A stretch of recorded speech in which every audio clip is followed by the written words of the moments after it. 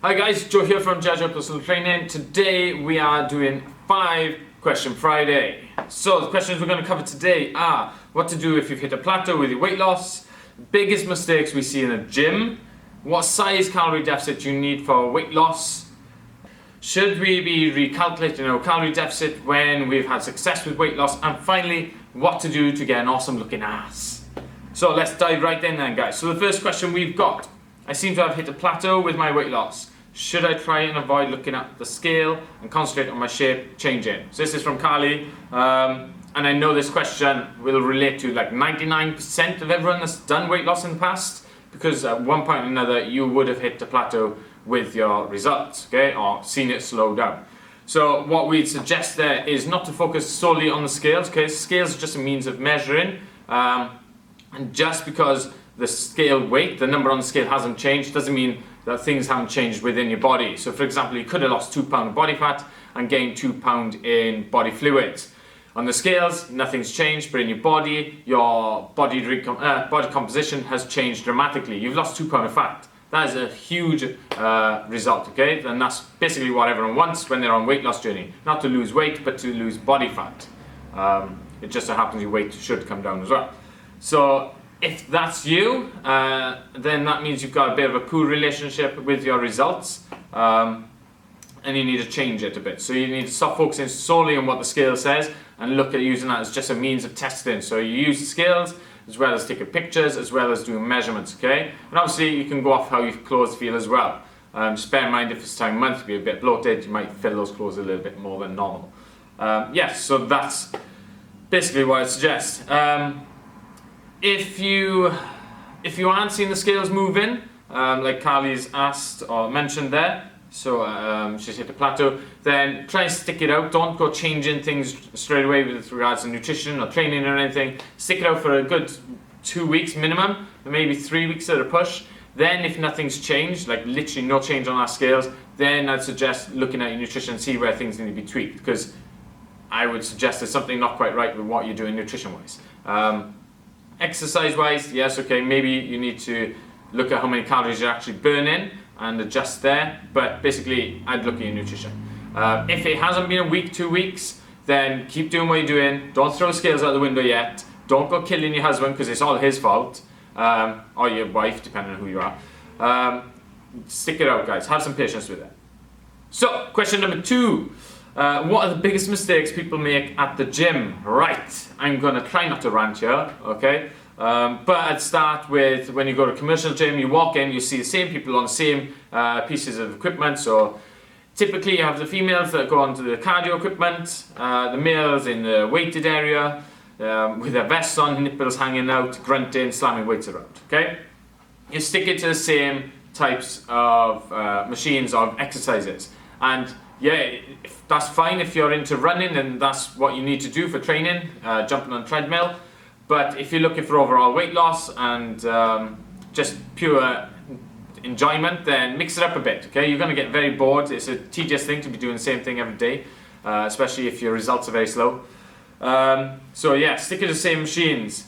The wrong weight selection as well. So you ladies that jump on the weight machines, this is going to hurt your feelings a little bit, but those things were created by bodybuilders, or the concept was from bodybuilding to target specific muscles, okay? That means the guys that needed a bit more definition on the quads, or a bit more mass in the quads, they created the leg extension. So they wanted a bicep curl machine to target the biceps and avoid using too much shoulder and that kind of stuff.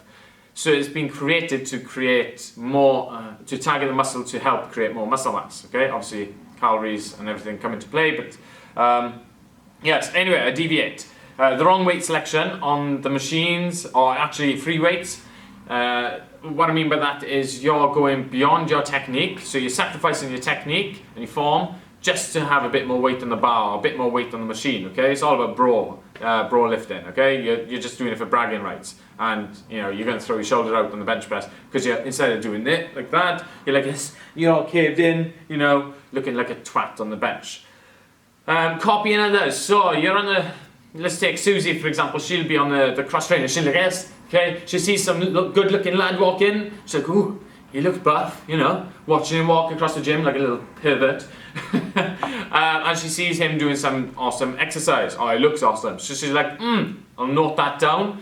And then tomorrow she comes in, she notices the buff guy's not in, so she tries it out. Not knowing who he is, not knowing what his experience is, not knowing what the actual exercise is for, or if he was even doing it right, or correct form.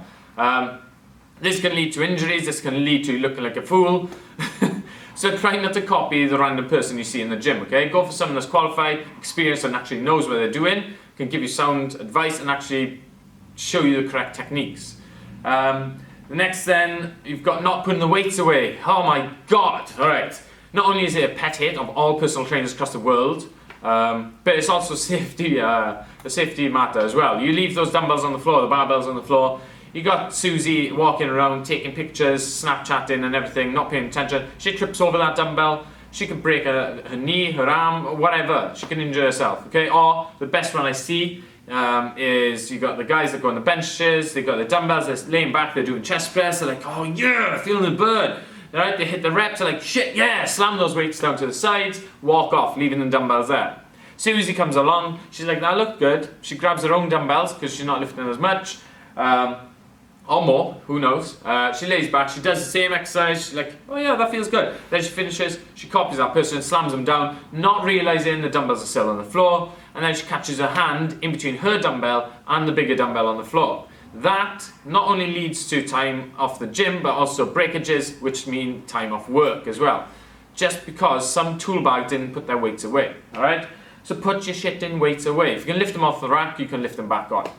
Lastly then, and this is going to gross a lot of people out, but it's down to hygiene. I saw a lot of people rather in commercial gyms, they come in, they're like, oh, squat day, I better go to the toilet, just in case. Number 2, just in case, we don't want that happening, do we? So they'll go to the toilet, rush in number 2, done, up, gone, okay? They forget to wash their hands, go into the gym, sweat it out, getting their filthy hands all over the gym equipment, getting the poo particles, which are all over their hands, onto the gym equipment.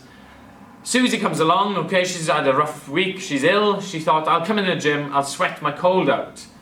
Let's not go into that as well, okay? So she comes in, she gets all sweaty, she's using the gym equipment, she is now putting her hands on the bars, the dumbbells, the equipment where your hands have been, where your poo particles are. She's now got your poo on her hands, and she is sweaty, she's forgot to towel, she's like, whoa, rubbing her bloody hands all over her face. She's now got your crap on her face.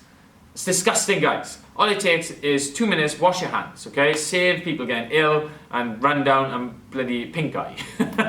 Alright, so those are the bloody biggest mistakes I see people making in the gym. Generalized. Let's not go into it too much. Question number 3. What size calorie deficit for weight loss? Right, this is a brilliant one because the old age advice is take it slow and be consistent, okay? So aiming for like a pound of weight loss a week. Here's the deal breaker, right? Susie, she is going to feature a lot in this video, by the way. Susie, she's 20 stone, she's always been overweight, or obese rather, all her life, and now is the time for her to make a change, okay? She is in the zone, yeah? Perfect situation now. So she started. She's like, yes, I'm going to follow this plan, okay? Small deficit, because that's what people advise, 15% reduction to get consistent results, okay? Pound a week. Deal breaker here is that after a month, she's only lost 4 pounds, okay? Yes, I know it's took her 30, 40 years to get to this point in her weight gain, but she wants to see weight loss quicker than 4 pounds a month, okay? So what you can do, and what we do with some clients, is take a more aggressive approach to it. Bigger reduction in calories, bigger deficit, so around 30% reduction. That is going to come to some better results, faster results. So you're looking at 4, 5, 6 pound a week and 2 weeks, that kind of thing. Which is going to have Susie like, yes, freaking winning her life. All the boys are going to be flocking, all the men rather, because you know she's older. Which is going to get her all psyched up, her energy level is going to be high, she's going to be very positive about what she's doing because she's eating the nutrition, she's following the nutrition guide, she's training right, and it's giving her the results she wants, rather than a pound loss a week.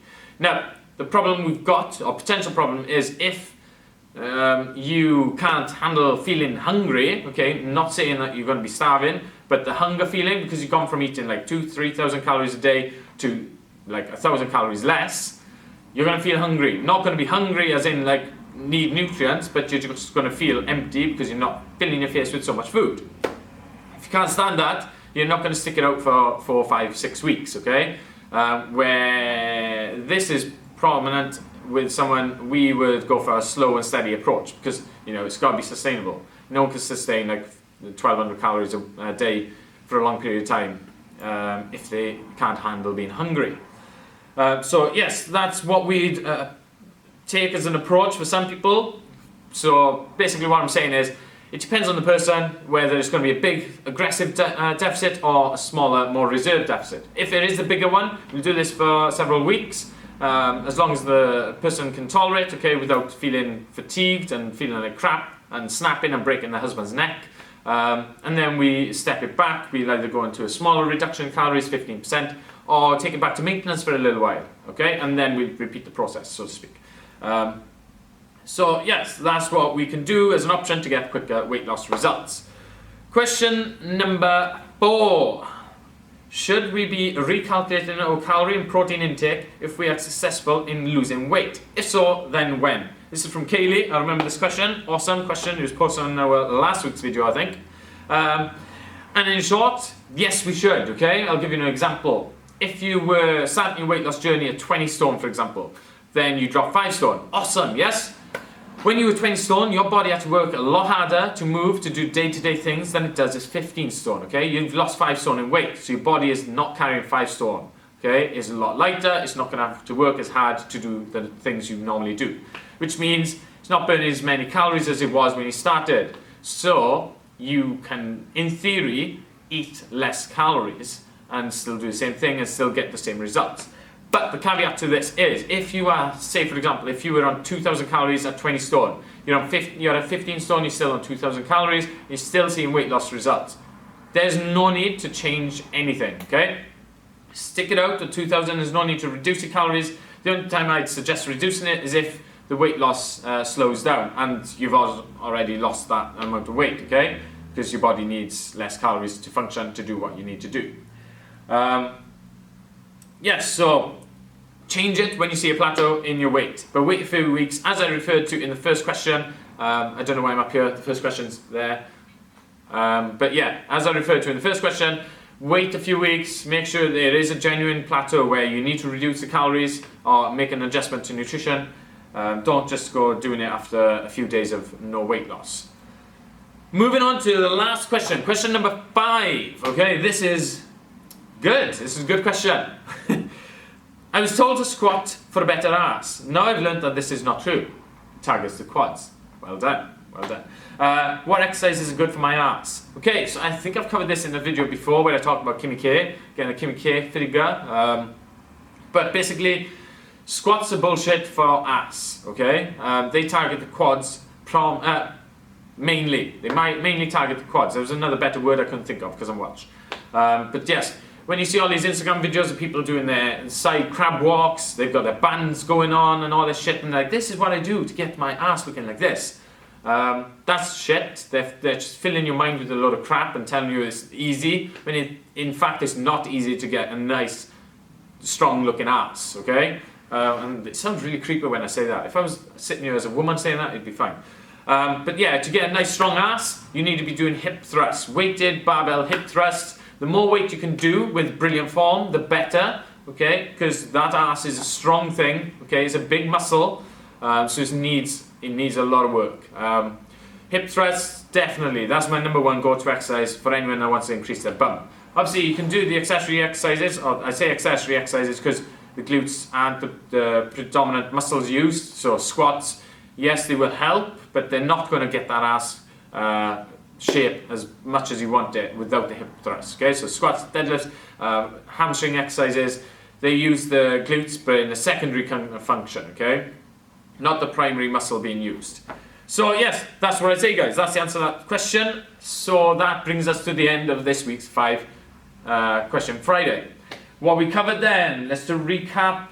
what to do when you hit a plateau, biggest mistakes we see people make in the gym, what size calorie deficit for weight loss, should we be recalculating our calories when it comes to successful weight loss, and how to get a nicer looking ass. So I've been Joe, I've been doing your 5 question Friday. If you have any questions you'd like answered or featured here, guys, either message us, inbox us, or drop us a comment below and we will answer them in the next one. See you later, guys.